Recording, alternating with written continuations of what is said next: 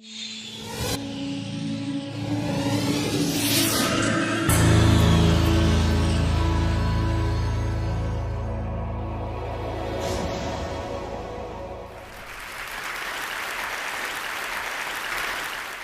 going to talk about some of my discoveries around the world through my work.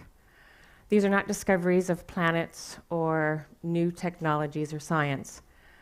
They're discoveries of people and the way people are and new leadership. This is Benki. Benki is a leader of the Ashaninka nation. His people live in Brazil and in Peru. Benki comes from a village so remote up in the Amazon that to get there, either you have to fly and land on water or go by canoe for several days.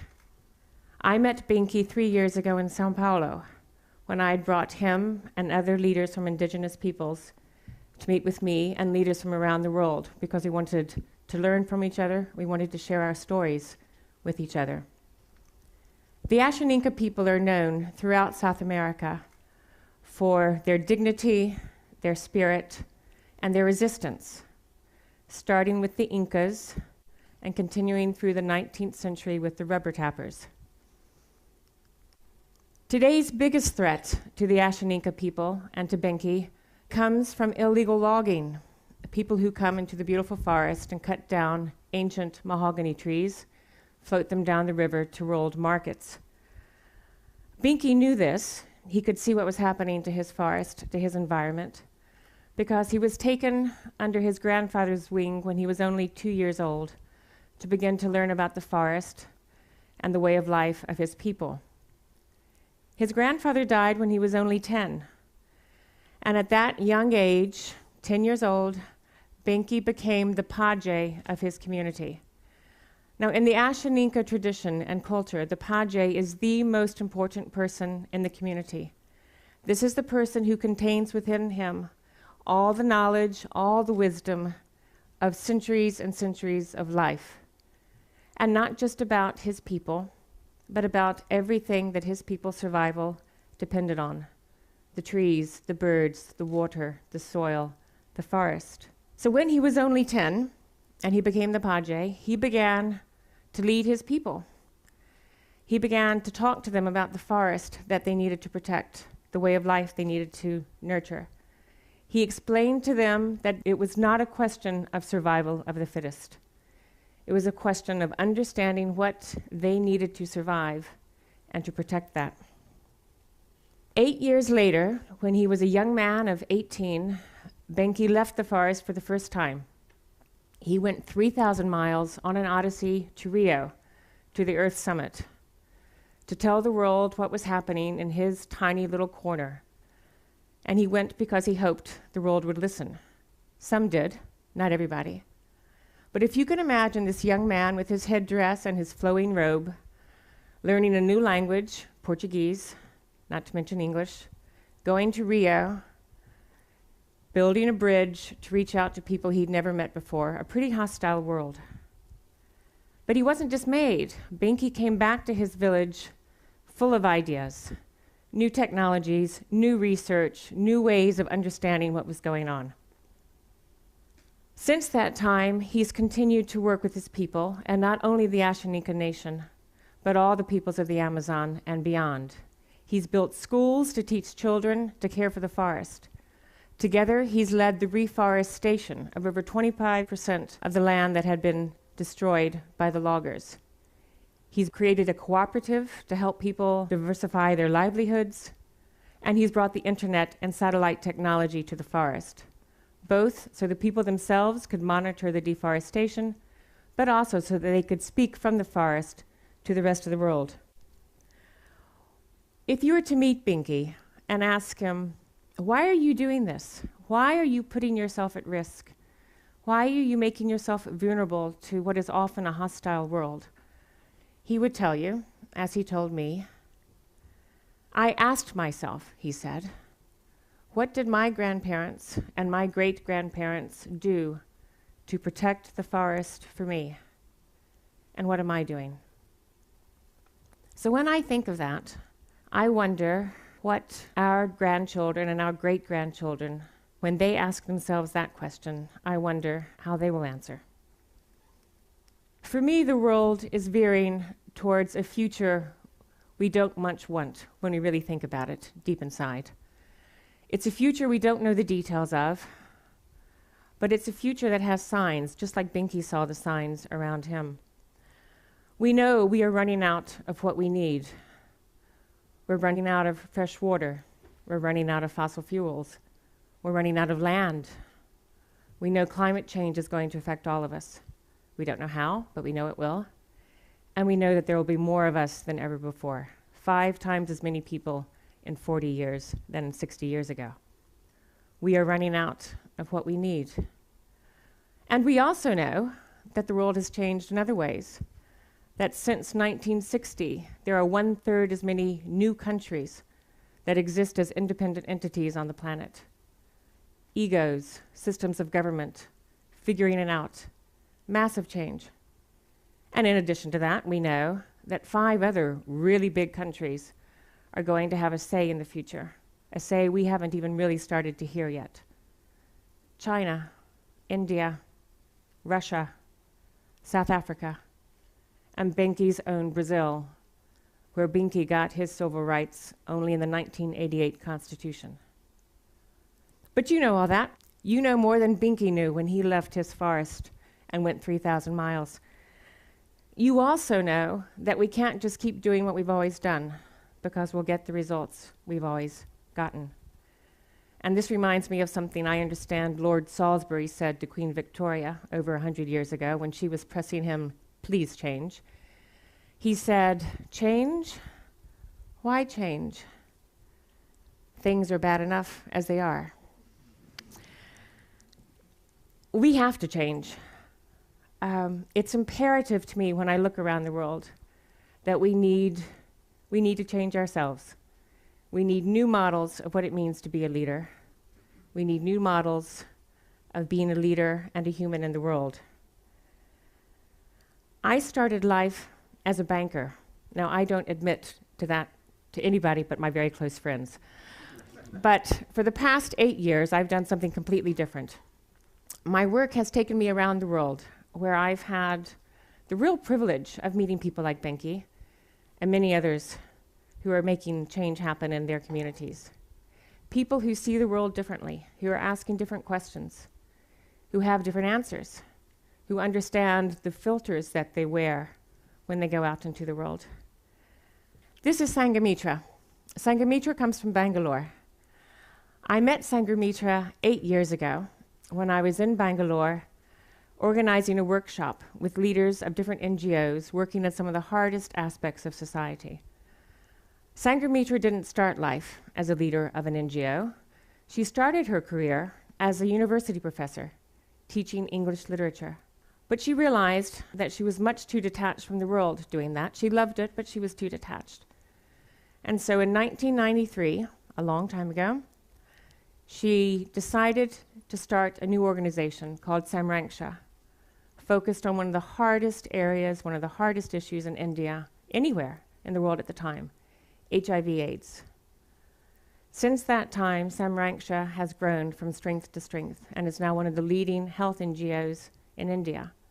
But if you just think about the state of the world and knowledge of HIV/AIDS in 1993, in India at that time, it was skyrocketing and nobody understood why. And everyone was actually very, very afraid. Today, there are still 3 million HIV positive people in India. That's the second largest population in the world. When I asked Sanghamitra, how did you get from English literature to HIV/AIDS? Not an obvious path. She said to me, it's all connected. Literature makes one sensitive to people, to their dreams, and to their ideas. Since that time, under her leadership, Samraksha has been a pioneer in all fields related to HIV/AIDS. They have respite homes, the first care centers, the first counseling services, and not just in urban 7 million population Bangalore, but in the hardest to reach villages in the state of Karnataka. Even that wasn't enough. She wanted to change policy at the government level.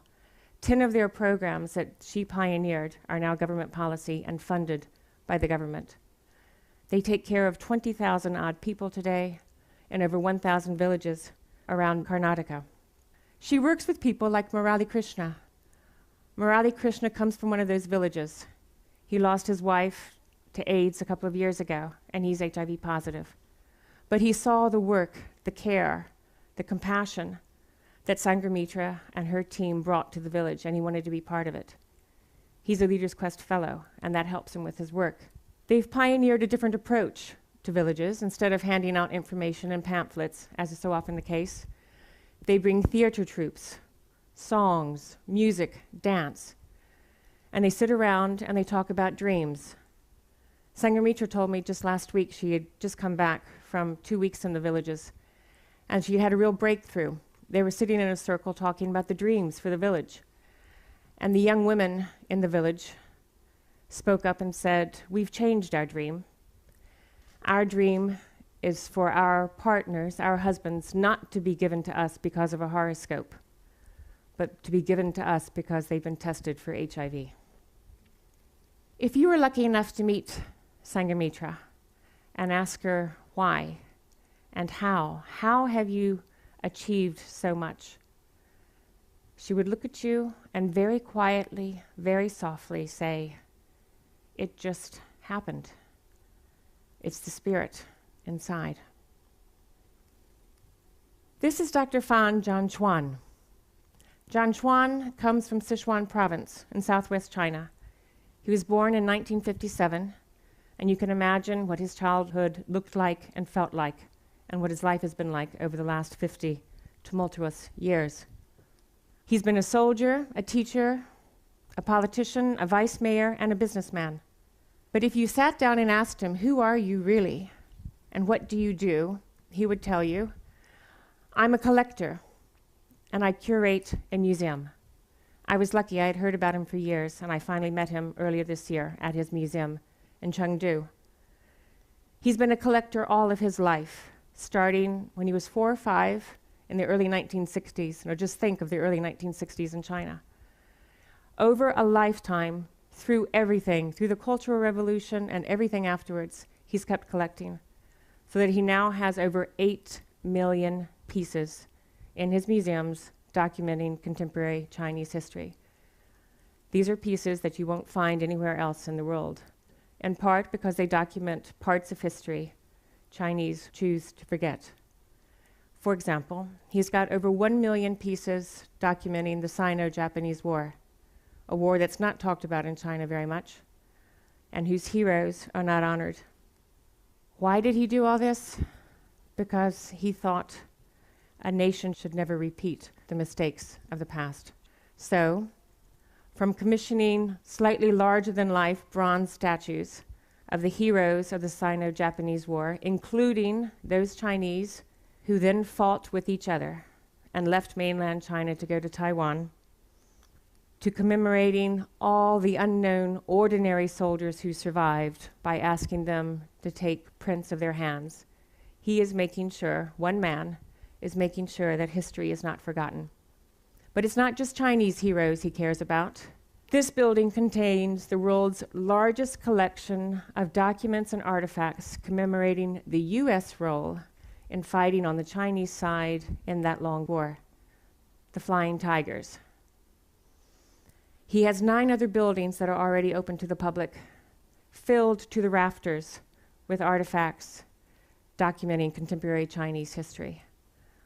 2 of the most sensitive buildings include a lifetime of collection about the Cultural Revolution, a period that actually most Chinese would prefer to forget. But he doesn't want his nation ever to forget. These people inspire me, and they inspire me because they show us what is possible when you change the way you look at the world, change the way you look at your place in the world. They looked outside and then they changed what was on the inside. They didn't go to business school. They didn't read a manual, how to be a good leader in 10 easy steps. But they have qualities we'd all recognize. They have drive, passion, commitment. They've gone away from what they did before and they've gone to something they didn't know. They've tried to connect worlds they didn't know existed before. They've built bridges and they've walked across them. They have a sense of the great arc of time and their tiny place in it. They know people have come before them and will follow them. And they know that they're part of a whole, that they depend on other people. It's not about them, they know that, but it has to start with them. And they have humility. It just happens. But we know it doesn't just happen, don't we? We know it takes a lot to make it happen, and we know the direction the world is going in. So I think we need succession planning on a global basis. We can't wait for the next generation, the new joiners, to come in and learn how to be the good leaders we need. I think it has to start with us. And we know, just like they knew, how hard it is. But the good news is that we don't have to figure it out as we go along. We have models, we have examples, like Benki and Sanghamitra and John Chuan. We can look at what they've done. If we look, we can learn from what they've learned. We can change the way we see ourselves in the world. And if we're lucky, we can change the way our great-grandchildren will answer Benki's question. Thank you.